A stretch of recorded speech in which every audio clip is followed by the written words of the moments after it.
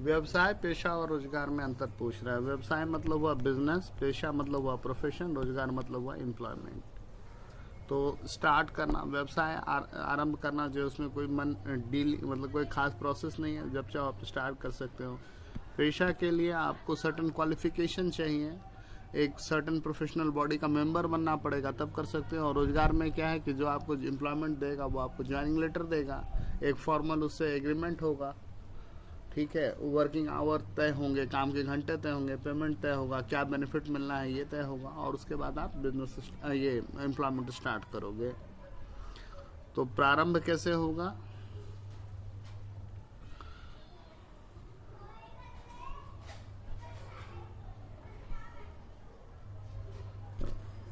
यदि आवश्यक हो तो कुछ वैधानिक कार्यवाही पूरी करके स्टार्ट की जा सकती है, और अगर नहीं है तो आप वैधानिक कार्यवाही मत कीजिए। इसमें क्या है, संबंधित अधिकारी से प्रमाण पत्र लेकर प्रारंभ किया जाता है, और ये जो है नियुक्ति पत्र से यानी एम्प्लॉयमेंट लेटर से आरंभ होता है। कार्य की प्रवृत्ति, इसमें वस्तुओं और सेवा का उत्पादन क्रय विक्रय किया जाता है। इसमें क्या है कि एक विशेषज्ञ के रूप में व्यक्तिगत सेवाएं सर्विसेज देते हैं, जैसे चार्टर अकाउंटेंट, वकील, डॉक्टर, ठीक है, कोई कंसल्टेंट।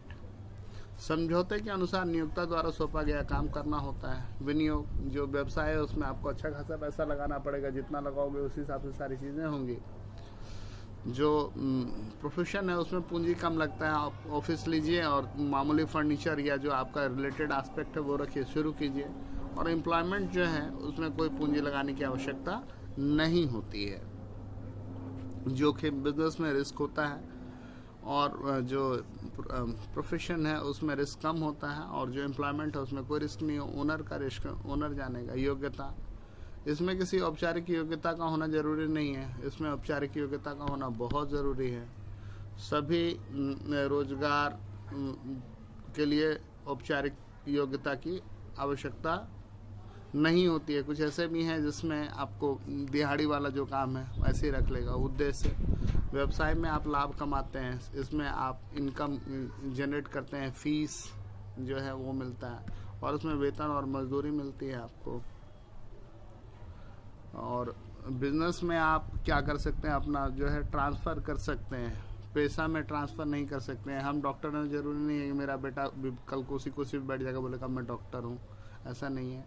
और एम्प्लॉयमेंट में भी ऐसा नहीं है, आप हस्तांतरण नहीं कर सकते। कुशलता की परख, बिजनेस में आप कितने एफिशिएंट हो इस पर डिपेंड करता है कि आपकी आमदनी कितनी है, कैसे कमा रहे हो। जो प्रोफेशन है उसमें ये देखा जाता है कि आपकी सर्विस की क्वालिटी क्या है, और एम्प्लॉयमेंट में देखा जाता है कि भाई आपका जॉब के लिए क्या अटैचमेंट है। आचार संहिता, कोड ऑफ कंडक्ट, तो व्यवसाय में कोई खास नहीं होता है, लेकिन लोग फॉलो करते हैं और करना भी चाहिए। और प्रोफेशन में, पेशे में आचार संहिता होती है, और इसमें आचार संहिता के स्थान पर जो आपको कोड ऑफ कंडक्ट दिया गया है, अनुबंध, वो आप फॉलो करेंगे। फिर आपसे पूछा जा रहा है कि उद्योग से आप क्या समझते हैं, इसके प्रकार बताइए। तो इसका अभिप्राय उस आर्थिक क्रिया से है जो वस्तुओं और सेवाओं का उत्पादन करती है। निम्न प्रकार है। प्राथमिक उद्योग, इसका अभिप्राय उस उद्योग से है जो अशोधित कच्चे माल का उत्पादन करता है, जिससे तैयार उत्पाद बनाए जाते हैं। इसको दो भाग में बांटा जाता है। जेनेटिक उद्योग, जो है मतलब क्या बोलिएगा, जेनेटिक इंडस्ट्री, ऑर्गेनिज्म है, जीव जंतु है, पेड़ पौधे हैं, उसका नस्ल सुधारिए, क्वालिटी इंप्रूव कीजिए। और दूसरा है निष्कर्षण, एक्सट्रैक्शन, और इसमें क्या है कि धरती के अंदर से जल वायु से कोई पदार्थ निकालिए। गौण उद्योग, इसका भी प्राइस उद्योग है। प्राथमिक उद्योग द्वारा उत्पादित कच्चे माल का प्रयोग करता है तथा उसे तैयार माल में परिवर्तित करता है। अब इसमें जो है निर्माण उद्योग है, इसका अभिप्राय उन उद्योगों से है जिसे कच्चे माल अथवा अर्धनिर्मित माल को मानव मशीनों की सहायता से तैयार माल में परिवर्तित किया जाता है। विश्लेषणात्मक, जो एनालिटिक है, इसमें क्या है कि एक ही वस्तु से अनेक प्रकार की वस्तु का उत्पादन किया जाता है। जैसे कच्चा पेट्रोल निकालते हैं ना, कच्चा पेट्रोल जो निकालते हैं तो क्रूड ऑयल होता है, जब उसकी रिफाइनिंग करते हैं तो उसी से केरोसिन निकलता है, डीजल निकलता है, पैराफिन निकलता है, वैक्स निकलता है, जो हवाई जहाज में भरने वाला पेट्रोल होगा वो निकलता है। तो उसमें क्या है, कंटेंट एक ही है, उससे बहुत सारे आउटपुट निकल रहे हैं। प्राविधिक जो प्रोसेसिंग है, इसमें क्या है कि कच्चे माल को विभिन्न उत्पादन प्रक्रिया से निकालकर उपयोगी वस्तु तैयार की जाती है। सम्मिश्रण क्या है कि चीज़ों को मिक्स करके बनाएंगे, इसमें कच्चे पदार्थों को मिलाकर एक नया उपयोगी पदार्थ तैयार किया जाता है। संयोजक उद्योग, इस श्रेणी में वे उद्योग सम्मिलित किए जाते हैं जिनमें विभिन्न उद्योगों के द्वारा निर्मित जोड़कर नई नई उपयोगी वस्तुओं का निर्माण किया जाता है। रचनात्मक कंस्ट्रक्टिव, इन उद्योगों में दूसरे उद्योगों द्वारा उत्पादित वस्तुओं का उपयोग करके उन्हें और रचनात्मक उसमें और वैल्यू ऐड किया जाता है। और तृतीय श्रेणी के उद्योग जो हैं उसमें सेवा प्रदान की जाती है, जैसे banking, insurance, transport, warehousing, ठीक है, एडवर्टीजमेंट। अब बोलता है व्यापार की सहायक क्रिया, तो बेसिकली जो कोई भी इकोनॉमिक एक्टिविटी जो है प्रोडक्शन से कंजम्पशन से स्टार्ट होकर के कंजम्पशन पे ही ख़त्म होती है, तो प्रोड्यूसर टू कंज्यूमर के बीच में जो गैप है, हिंड्रेंसेस हैं, उसको हटाना है। Hindrance of place, transport, hindrance of time, warehouse, hindrance of knowledge, तो उसके लिए एडवर्टीजमेंट, हिंड्रेंस ऑफ रिस्क, तो उसके लिए इंश्योरेंस, हिंड्रेंस ऑफ कैपिटल, तो उसके लिए बैंक, और हिंड्रेंस ऑफ मतलब व्हाट टू डू, ठीक है, क्या करें, तो उसके लिए मार्केटिंग, रिसर्च। तो व्यक्तियों की बात है, इसके लिए मध्यस्थ है। स्थान की बात है तो परिवेश और परिवहन मतलब ट्रांसपोर्टेशन एंड कम्युनिकेशन है। समय की बात है तो संग्रहण कर लीजिए, जिसको वेयर हाउस बोलते हैं, गोडाउन बोलते हैं। जोखिम की बात है तो बीमा है। वित्त की बात है तो बैंकिंग है। और सूचना की बात है तो विज्ञापन है। बोलता है व्यावसायिक जोखिम से क्या समझते हैं, वेरी इंपॉर्टेंट क्वेश्चन। ये हर टाइप के बिजनेस में होगा, आप कितना भी कुछ कर लिए थोड़ा सा रिस्क हमेशा रहेगा। No matter how much insurance and all that you do, there is always some element of risk in any kind of business.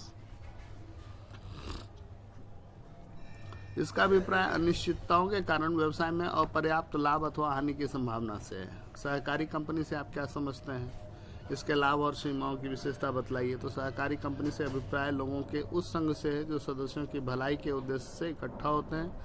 इसके लाभ निम्नलिखित हैं। स्थापना सरल है, दायित्व लिमिटेड है, स्थायित्व होता है, डेमोक्रेटिक मैनेजमेंट होता है, और जो ऑपरेशनल खर्चे हैं वो कम होते हैं, टैक्स मिलता है, गवर्नमेंट भी इसको प्रोटेक्ट करती है, सस्ती दरों पर वस्तुएं और सेवाएं उपलब्ध होती हैं, दूसरे व्यापार पर नियंत्रण होता है, आर्थिक विकेंद्रीकरण का ये है। लिमिटेशन क्या है कि पूंजी कम है, मैनेजमेंट अच्छा नहीं है, आप सिर्फ कैश ही बेच सकते हो, पॉलिटिकल भी बीच में इंटरवेंशन होता है, कई बार मोटिवेशन कम है, जनता जो है वो कम विश्वास कर रही है, गोपनीयता का अभाव है, आपसी झगड़े हैं। विशेषता क्या है कि आराम से आप जब चाहो मेंबर बन सकते हो, उसका कॉन्स्टिट्यूशनल स्टेटस है, लायबिलिटी लिमिटेड है, कंट्रोल अच्छा रहता है, सर्विस जो है वो मेन मोटिव है, वोटिंग होता है और हर बंदे को सेम वोट मिलता है, लाभ का विभाजन होता है, व्यापार नगद में होता है, वित्त की व्यवस्था होती है और सरकारी नियंत्रण। सेवाओं की विशेषता बतलाइए। तो इसमें क्या है, सेवाओं को देखा नहीं जा सकता, छुआ भी नहीं जा सकता, किसी एक व्यक्ति से दूसरे व्यक्ति में ट्रांसफ़र नहीं किया जा सकता, गुड्स की तरह उसको स्टोर नहीं कर सकते, सेवाओं को एक बार लेने के बाद वापस नहीं किया जा सकता। तो ये था रिवीजन का क्वेश्चन। अभी एक और वीडियो बनेगा, देखते रहिए। Thank you.